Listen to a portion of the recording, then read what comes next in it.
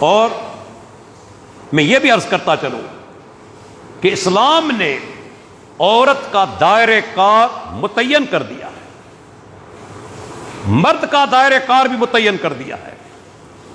مرد کا دائرہ کار یہ ہے کہ وہ باہر کی زندگی کو سنبھالے، اپنی بیوی بچوں کے لیے کمائے، محنت کرے، مزدوری کرے، تجارت کرے، ملازمت کرے۔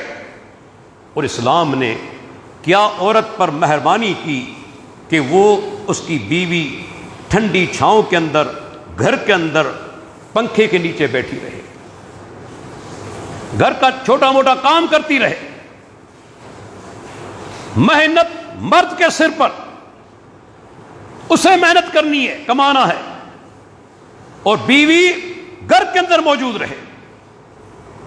یہ اللہ تعالیٰ کا حکم ہے، وَقَرْنَ فِي بُيُوتِكُنَّ، اپنے گھروں کے اندر ٹکی رہو، گھروں کے اندر موجود رہو۔ دیکھیں آج امریکہ اور یورپ کے اندر جو انارکی پیدا ہوئی ہے، جو بے حیائی پیدا ہوئی ہے، جو بد اخلاقی پیدا ہوئی ہے، اس کی سب سے بڑی وجہ یہ ہے کہ خواتین گھر سے نکل گئی، باہر آ گئی۔ نتیجہ کیا نکلا کہ جب خاتون گھر سے باہر نکلتی ہے نوکری کے لیے، کاروبار کے لیے، سب سے پہلے اس کی ازدواجی زندگی متاثر ہوتی ہے، شوہر کے ذہن کے اندر شکوک اور شبہات پیدا ہوتے۔ اور آپ دیکھیں جب سے خواتین نے گھروں سے نکلنا شروع کیا، طلاق کی شرح بڑھ گئی۔ امریکہ اور یورپ کو چھوڑیں، آپ ایک طرف رکھیں، آپ نے نوٹ کیا اب پاکستان کے اندر کس قدر طلاق کی شرح بڑھ چکی ہے، کس قدر؟ اس کی سب سے بڑی وجہ یہ بھی ہے، جب عورت گھر سے نکلے گی، کاروبار کرے گی، نوکری کرے گی، شوہر کے ذہن کے اندر شکوک و شبہات کا جنم لینا فطری، کیونکہ اس کا تعلق غیر مردوں کے ساتھ ہوگا، بات چیت ہوگی۔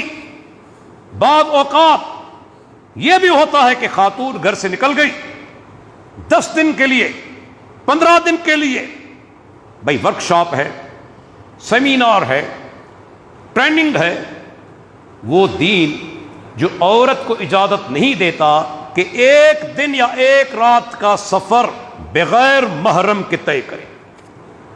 حج کے لیے بھی شرط ہے، عورت بغیر محرم کے حج کے لیے نہیں جا سکتی۔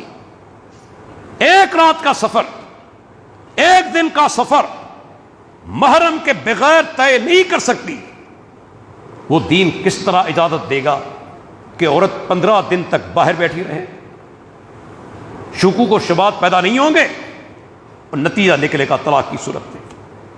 اور جب خاتون گھر سے نکل جاتی ہے تو مجھے بتائیں، جو اولاد چھوٹی ہے ان کی پرورش کون کرے گا؟ ان کی دیکھ بھال کون کرے گا؟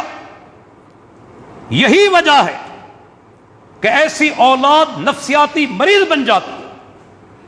آپ دیکھیں امریکہ اور یورپ کے اندر جو اولاد ہے اپنے والدین کی کوئی عزت نہیں کرتی، تو کیا جواب دیتے ہیں کہ جب میں چھوٹا تھا تم تو باہر چلتی رہی، نوکری کرتی رہی، مجھے ڈے کیئر سینٹر کے اندر چھوڑ دیا، تم نے میرے لیے کیا قربانی دی کہ میں تیری عزت کروں؟ اور نتیجہ کیا نکلا ہے کہ جب ماں اور باپ بوڑھے ہو جاتے ہیں ان کو اولڈ پیپلز ہاؤس کے اندر چھوڑ دیتے ہیں، جہاں گورنمنٹ ان کا خرچ بڑھتی ہے، مر جاتے ہیں، میونسپل کمیٹی ان کو دفناتی ہے، اولاد کا پتہ ہی نہیں چلتا۔ جب ماں نے، جب وہ بچہ چھوٹا تھا، اپنے اولاد کے لیے کوئی قربانی نہیں دی، تو مجھے بتائیں اب اولاد اس کے لیے قربانی کیوں دے گا؟ کس لیے دے گا؟